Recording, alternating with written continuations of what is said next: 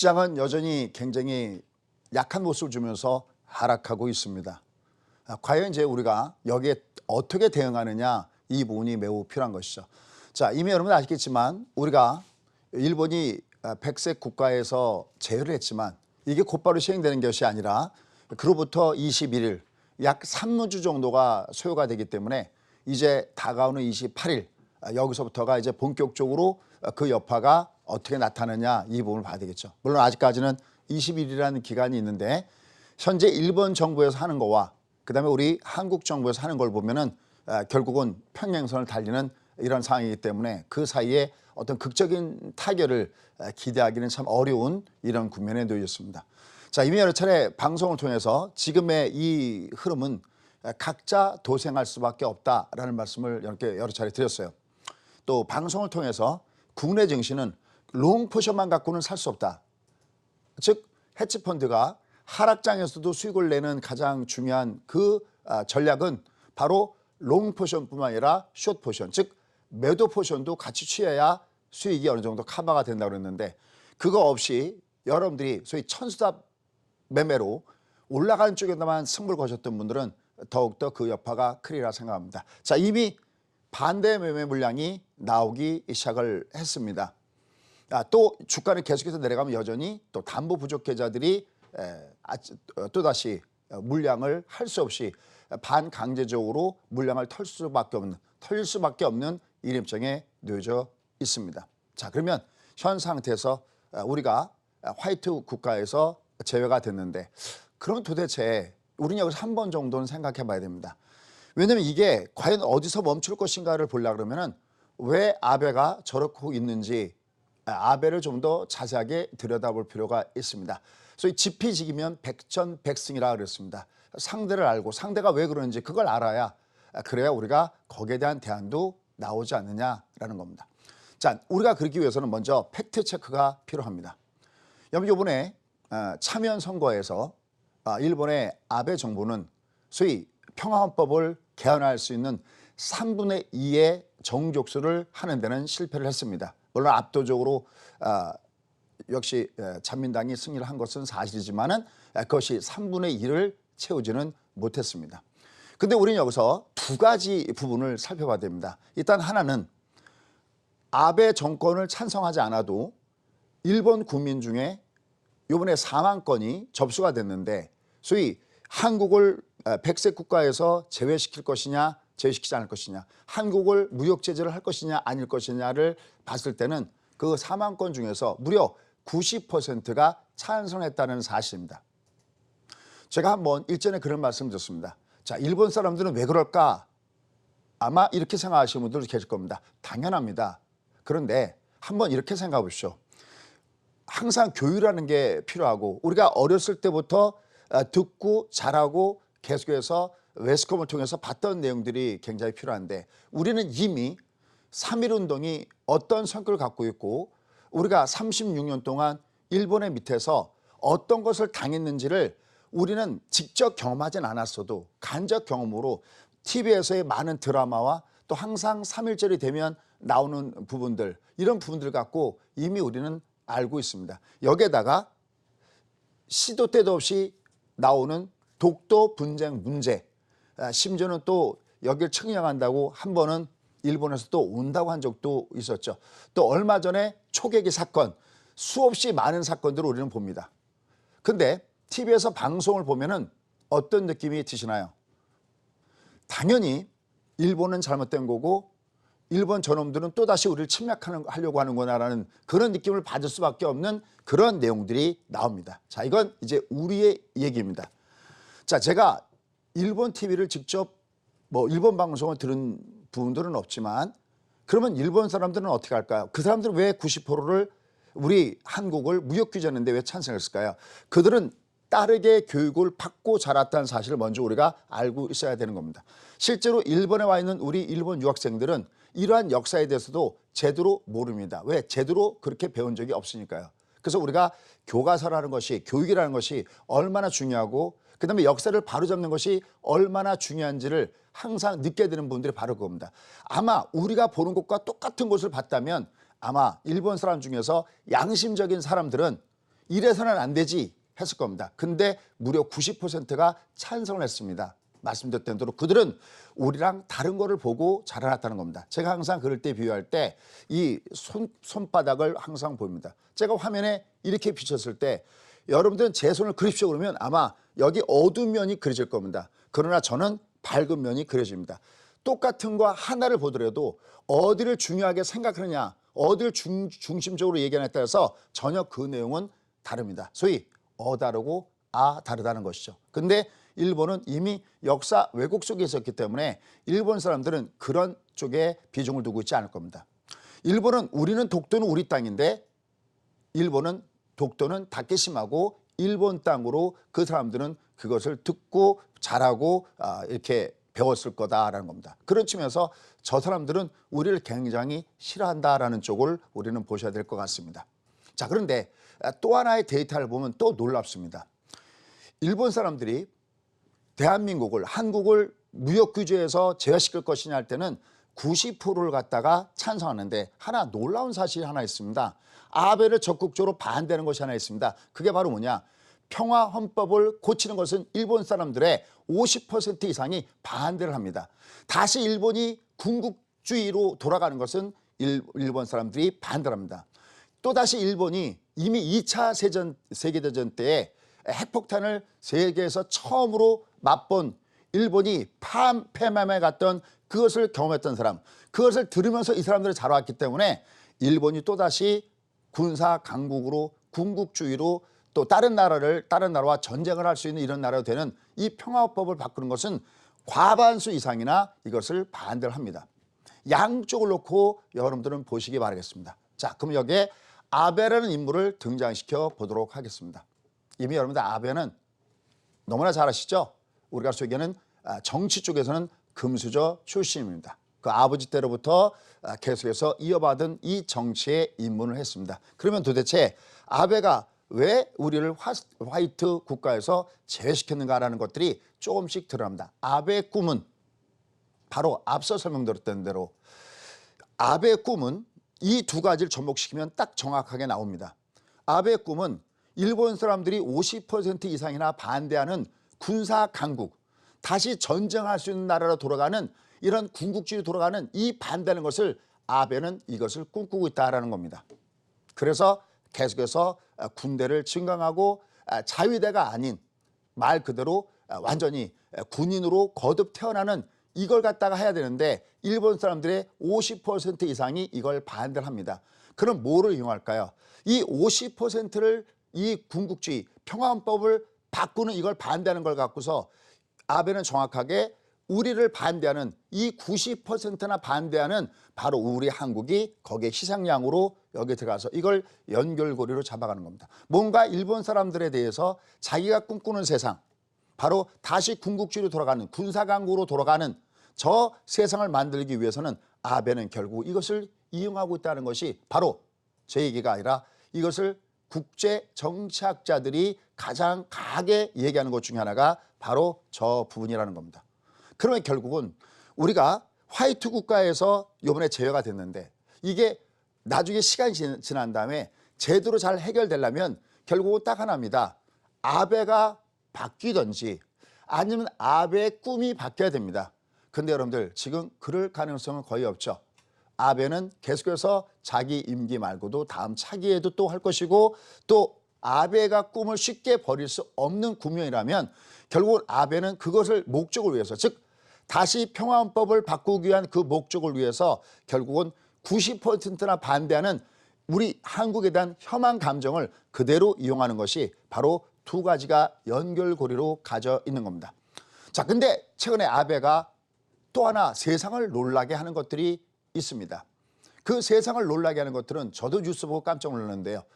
이미 미국에서는 계속해서 이제는 예전 같을 경우에는 막강한 상대, 소위 소련이 있었고 군사강국이었죠. 소련이 있었고 그리고 미국은 에너지의 자급자족이 안 됐었기 때문에 항행의 자유가 필요했었고 중동으로부터 나는 그 석유를 결국은 안전하게 미국으로 가기 위해서는 미국은 세계 국제 경찰이었어야지만 됐습니다.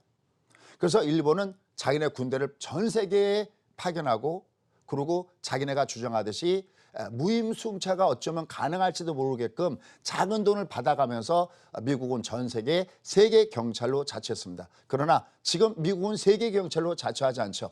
얼마 전에 우리나라에 왔다 갔던 존 볼튼은 국방비를 1조에서 무려 6조, 우리뿐만이 아니죠. 일본도 지금 국방비를 무려 5배나 증액을 해야 된다라고 얘기할 정도로 뭐 이거는 우방이고 모고가 없는 이런 상태입니다. 계속 트럼프가 주장했던 바로 무임승차론이 전 세계가 타겟가 되고 있는 겁니다. 왜? 더 이상 이제 미국은 자기 아군을 만들 필요가 없다는 거죠.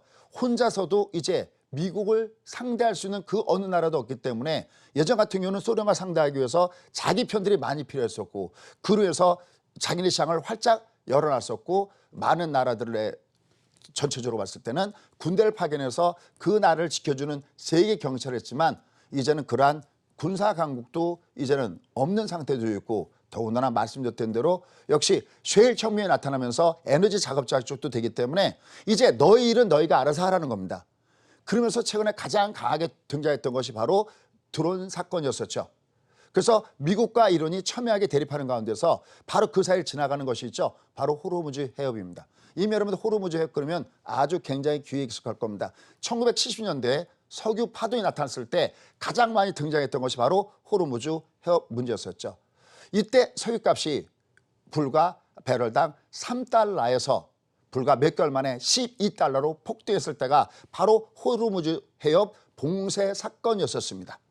그런데 이번에 미국이 원하는 게 뭡니까? 이제 각국이 석유 수송할 때는 자국의 군대가 지켜야 된다라는 겁니다.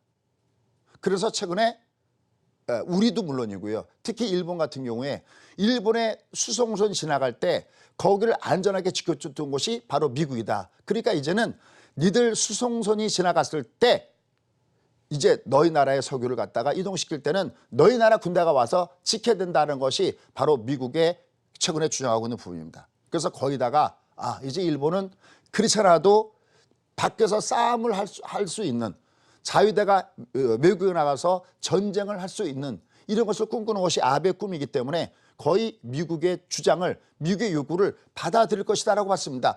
그런데 서프라이즈 아베가 거부를 했습니다. 감히 아베가 트럼프를 갖다가 거부한 것입니다. 나중에 어떤 내용이 바뀔지 모르지만 일본은 호르무즈 해협에다가 일본 군대를 파견하는 것을 반대했다는 겁니다. 그럼 도대체 왜 이런 현상이 생길까요? 아베의 꿈은 왜 더욱더 강해지는 걸까요? 바로 그것은 우리가 국제정책상으로 한번 들여다볼 필요가 있습니다. 한반도를 동북아시아를 들어봤을 때 한반도에 지형의 변화가 생기고 있다는 겁니다. 여러분들 얼마 전에 중국과 러시아가 동시에 연합훈련한 거 아마 아시죠? 우리 8월 달에 한미연합훈련을 합니다. 그냥 단순하게 한국과 미국이 연합훈련을 하니까 그러니까 중국과 러시아가 훈련했다 이렇게 생각하는 국제정책자들은 한 명도 없습니다. 항상 우리가 끊임없이 주식을 연구하려면 경제를 알아야 되고 국제정치를 알아야 된다는 말씀 참 많이 들어오는데 이 동북아시아 정세가 급격하게 변하고 있습니다. 그중에 가장 무서운 시나리오는 이미 지난번에 한번 말씀드렸습니다. 미국의 상원에서 나왔던 얘기들이 있다는 말씀드렸어요. 미국은 워낙 군사강국이기 때문에 중국과 맞붙어서 속칭 1대1 맞짱을 떴을 때 당연히 미국의 승리입니다. 러시아와 맞짱을 떴을 때도 당연히 미국의 승리입니다. 그런데 문제는 러시아와 중국과 러시아가 만약에 힘을 합쳐서 미국과 싸우게 된다면 이 결과는 알 수 없다라는 것이 가장 최근에 나오는 얘기들입니다. 그런데 최악의 시나리오가 뭐라고 했습니까? 최근에 미국과 이란이 굉장히 안 좋으면서 전쟁이 두 군데가 터져도 어려운데 세 군데에서 동시다발적으로 터진다면 즉 미국과 이란이 충돌하게 되고 중동에서 중국과 충돌하게 되고 아시아에서 러시아와 충돌하게 되고 유럽에서 이렇게 세 군데에서 동시에 이렇게 충돌하게 될 때는 미국은 최악의 시나리오에 나온다는 겁니다. 그런데 최근에 군사 전문가가 하는 얘기가 있습니다. 러시아가 최근에 개발한 미사일이 있습니다. 보통 우리가 미사일 그러면 우리가 잘 아듯이 쏘면 어떻게 갑니까? 포물선을 가지고 이렇게 떨어지는 원리인데 최근에 소련에서 개발한 미사일은 포물선을 갖고 떨어진 게 아니라 저공병이 가능하고 자체 추진이 가능하답니다. 자체 추진이 가능하다는 건 뭐냐면은 요격하기가 어렵다는 겁니다. 만약에 러시아에서 미사일을 쐈을 때 이걸 요격하고자 미사일 방어망을 인해서 요격하고자 떴을 때 이 오는 것을 자체 추진 가능하니까 이게 이렇게 피해서가 가능하다는 겁니다. 요격이 만만치 않다라는 겁니다. 굉장히 어렵다라는 얘기가 나오고 있습니다. 그래서 최근에 동북아에서 우리가 보통 힘이 강해지면 누구나가 심자랑을 한 번씩 해보고 싶은 마음들이 있죠. 물론 러시아는 미국의 상대가 되지 않습니다. 지원 미국 20조 달러, 그 다음에 2위 중국 대략 한 4조 5조 달러, 중국은 16조 달러, 일본은 대략 한 4조 내지 5조 달러. 여기가 랭킹 1위, 2위, 3위입니다. 러시아는 GDP가 우리랑 맞먹습니다. 보통 GDP 규모를 발표했을 때 우리하고 러시아가 어느 데이터에서는 우리가 11등, 12등을 왔다 갔다 합니다. 우리랑 거의 비슷한 GDP 있는 것이 바로 러시아입니다. 유가가 좀 가게 많이 올라가면 우리보다 앞서가고요. 유가가 좀 떨어지면 우리보다 뒤처진 정도의 GDP를 갖고 있는 것이 러시아입니다. 그러니까 러시아는 거기에 상대는 되지 않습니다. 하지만 러시아가 어디입니까? 바로 구소련이 바로 전신이기 때문에 막강한 군사적인 무기를 갖고 있는 것이 바로 러시아입니다. 항상 유럽이 벌벌 떠는 것이 바로 러시아죠. 그리고 아시다시피 러시아는 45년도에 미국이 핵을 갖게 되고 49년도에 구소련이 핵을 갖고 있는 나라죠. 여러분들 과거 역사적에서 수에즈 운하 사건이라든지 각각 모든 것을 보면은요, 결국은 구소련이 얼마나 군사 강국이었는지를 아시게 될 겁니다. 결국 그 러시아가 최근에 어마어마한 미사일을 개발해 냈다라는 겁니다. 근데 이것은 현재 국제 군사 전문가들이 분석하는 내용들을 보면은 이게 소위 미사일 방어 체제를 뚫고 타격을 줄 수 있다라고까지 얘기하고 있습니다. 힘이 굉장히 강해지고 있는 상황들이 바로 동북아시아 러시아에서 나타나고 있습니다. 중국도 마찬가지로 어마어마하게 힘이 강해지죠. 러시아는 땅덩어리가 세계 제1위인 나라고요. 문제는 뭐냐면 중국은 뭐가 굉장히 개발되어 있냐면 AI 인공지능이 굉장히 개발되어 있습니다. 여러분들 중국의 거리에 낯선 사람이 딱 나타나냐면 이 사람을 분석하는데 불과 7초, 9초밖에 안 걸린다고 그러죠. 모든 것이 소위 텐망, 하늘의 그물망이라는 걸 통해 갖고 그냥 많은 빅데이터, 많은 데이터를 가지고 순간순간 분석하는데 엄청나게 짧은 시간이 되고 있습니다. 얼마 전에 손정희 회장이 일본은 AI 인공지능의 개발 도상국 수준이라고 얘기했죠. 중국은 과연 어떨까요? 중국은 AI 인공지능이 미국과 1, 2등을 맞먹고 있을 정도로 AI가 엄청나게 발달되는 것이 바로 중국이고, 이러한 기본적인 토대에 막강한 빅데이터가 바로 놓여져 있는 겁니다. 그런데 동북아시아에서 군사 패권, 군사의 힘이 얼마나 강해지고 있느냐. 지금 보셨듯이 미사일 방어 체제를 무너뜨릴 수 있는 미사일이 결국은 구소련, 러시아에서 개발되고, 중국은 AI 인공지능이 굉장히 강합니다. 세계가 가장 어려워하는, 그리고 미국의 지식인 중에서 군사 전문가들이 가장 곤란하게 생각하는 것이 뭐냐면 중국과 러시아가 굉장히 밀월 관계에 들어가고 있다는 것이 굉장히 어려운 얘기입니다.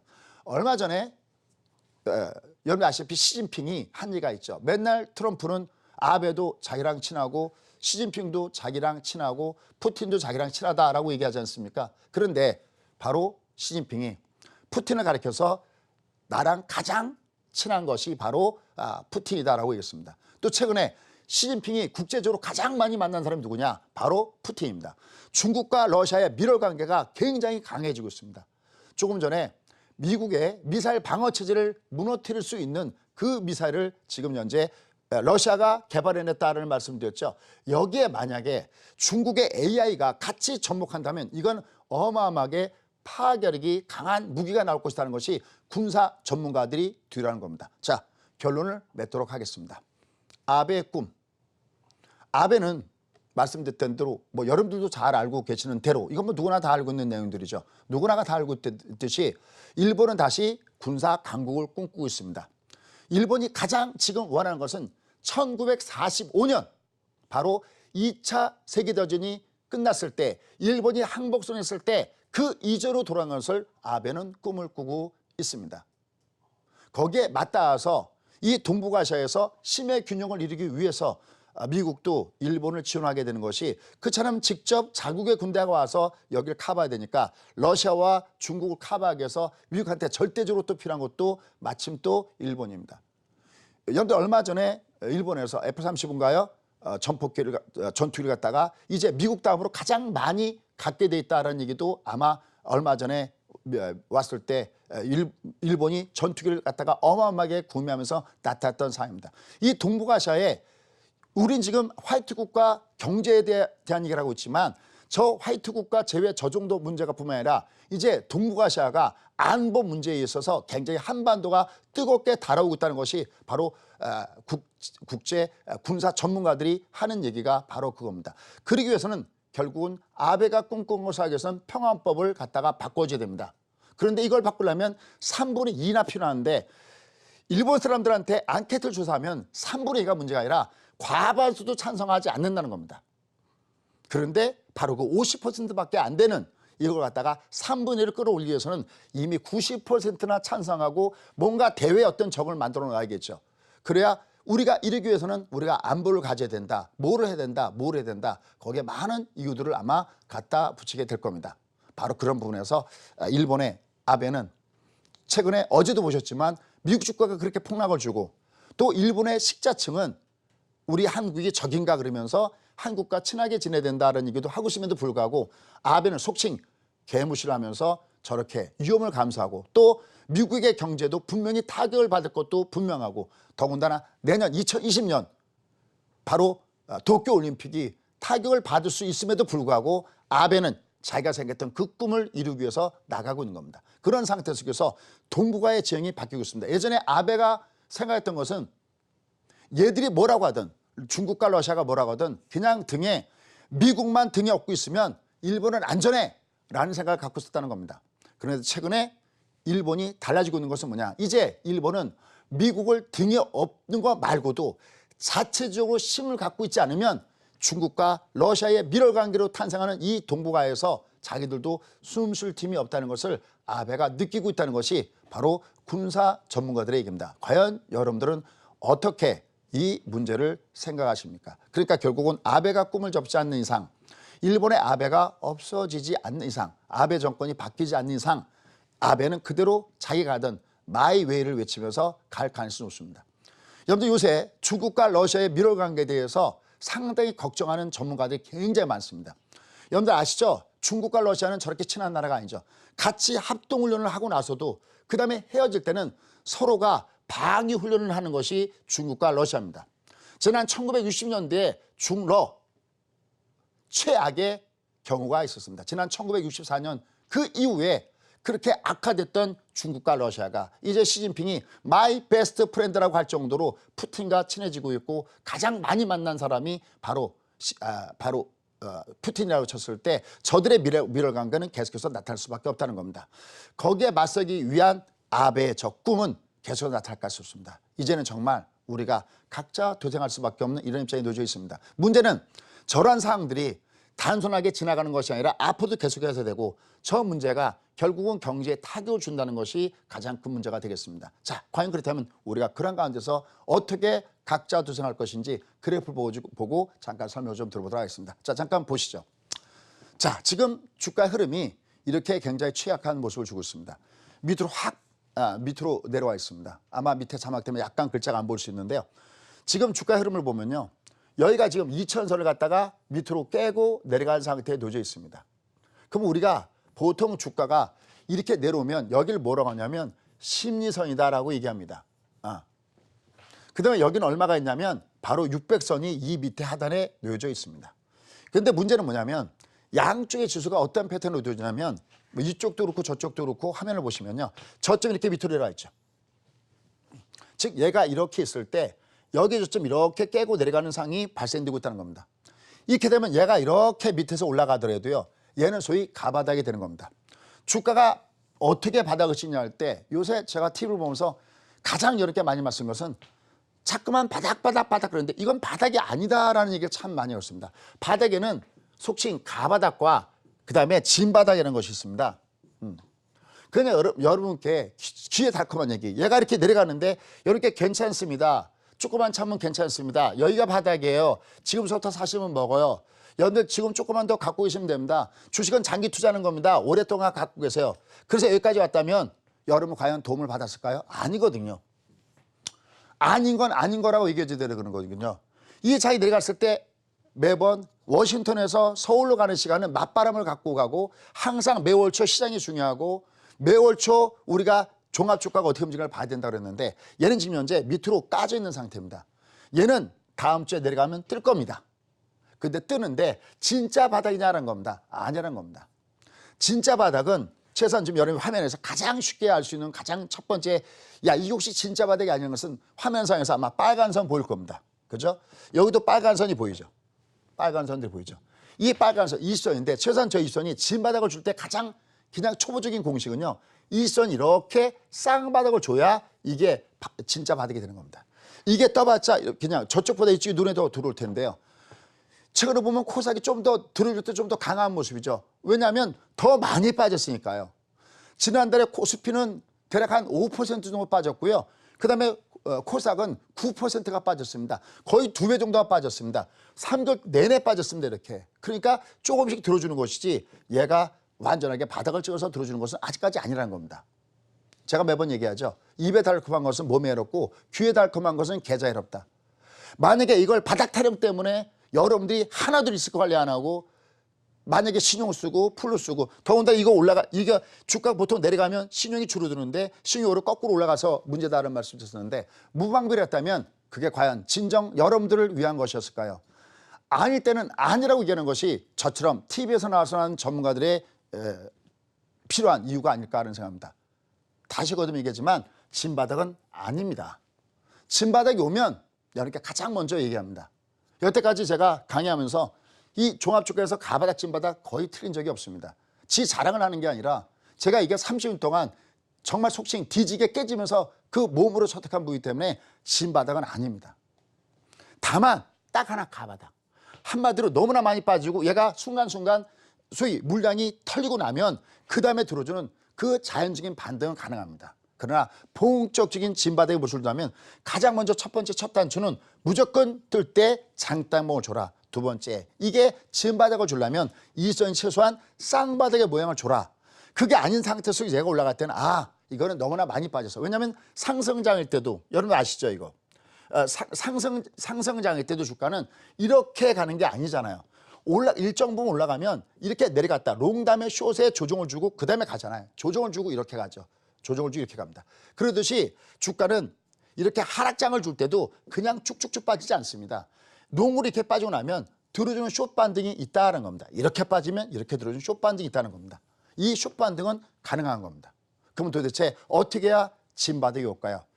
주가란 경기라는 물과 금이라는 물에 의해서 이루어집니다.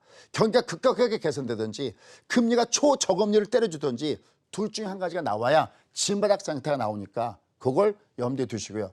여전히 당분간 여러분들은 주가가 위로 올라갈 때마다 리스크 관리를 해가면서 진바닥이 올 때까지 살아남아야 됩니다. 가장 먼저 중요한 거예요. 살아남아야 다음에 왼손을 갚을 거 아니겠습니까? 제발 살아남으십시오. 그러기 위해서는 지금은 함부로 레버리지를 써서는 안 되는 장이고 다만 종목 장세는 가능하다. 지금 보시면 주말장에서 지수는 밑으로 내려갔었지만 조목군단들은 여러분들 아시다시피 선별적으로 움직이는 거 보셨죠? 조목 장세다가 포커스를 맞추면서 매매하시기 바랬고요. 종합주가 지수는 좀 더 우리가 인내하는 좀 더 시간이 필요하다고 판단됩니다.